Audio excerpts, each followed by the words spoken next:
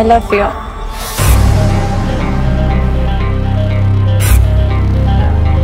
আরে ম্যাডাম, আপনি সব কি করছেন? কি আবার করলাম? প্রপোজ করলাম আপনাকে।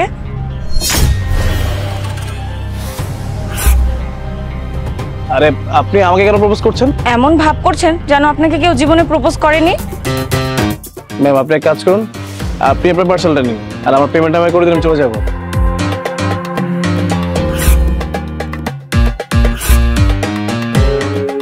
আচ্ছা শুনেন না, বাইরে যে কি করবেন এখন? চলেন ভেতরে যাই।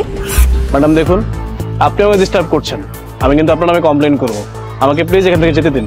আচ্ছা ঠিক আছে, যেহেতু তুমি যেতে চাচ্ছ না, তোমাকে আমি আর জোর করছি না, আমি যাই। আরে আমার বাইক কোথায় গেল? আমার বাইক কই? শিট।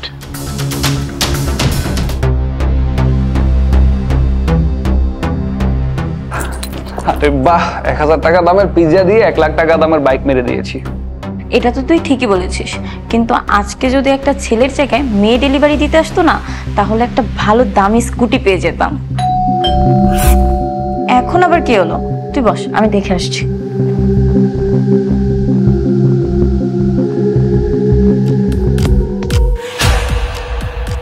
আপনি এখানে কি করছেন?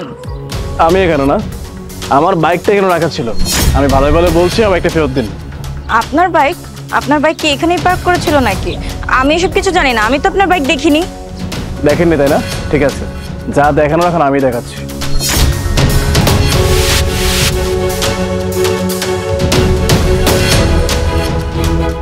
এই দেখুন।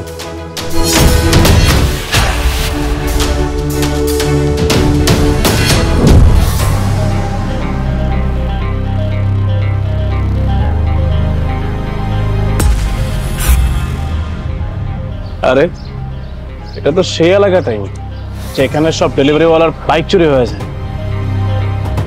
ভালো হয়েছে জায়গা মতো এসেছি।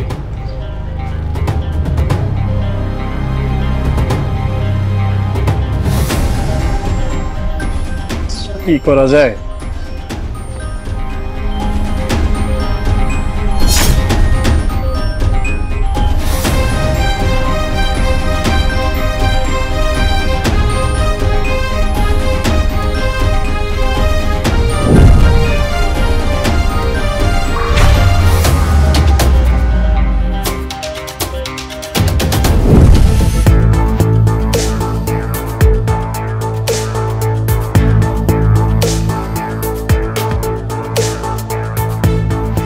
এই যে ভাই আপনার বাইক।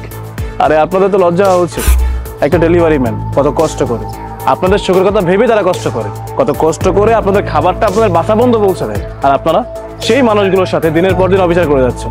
আচ্ছা, এই বাইকটা নিয়ে আপনারা কয় টাকা বিক্রি করতে পারতেন? কিন্তু আপনারা কি জানেন যে বাইকটার দাম খুব সামান্য হলেও এই বাইকটা আমাদের কাছে অনেক কিছু। দেখেন ভাইয়া, আপনার যে বাইকটা চুরি হয়ে গেছিল সেটা আপনাকে আমরা ফেরত দিয়ে দিচ্ছি। প্লিজ এই কথাটা কাউকে বলবেন না। কি হয়েছে? আমি কাউকে বলবো না? আমার যা বলার আমি ওনাকে আগে বলে দিয়েছি। আমি না হয় আমার বাইকটা ফেরত পেয়েছি, কিন্তু আমার আগে যেসব মানুষের সাথে তোমরা দিনের পর দিন এসব কাজ করেছো, তাদের বাইক বা তাদের স্কুটির কি হবে? তারাও তো কষ্ট করে ইনকাম করে, তারাও তো কষ্ট করে তোমাদের সুখের কথা ভাবে, তাই না?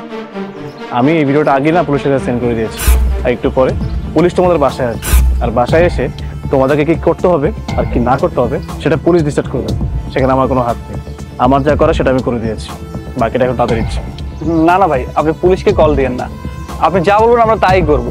আমরা যার যার বাইক নিয়েছি সবার বাইক ফেরত দিয়ে দিব, তাও আপনি পুলিশকে কল করেন না প্লিজ।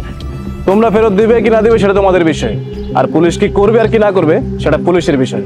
এখানে আমি কোনো কথা বলতে চাই না। আমার যা করা দরকার ছিল সেটা আমি করে দিয়েছি, থাকো তোমরা।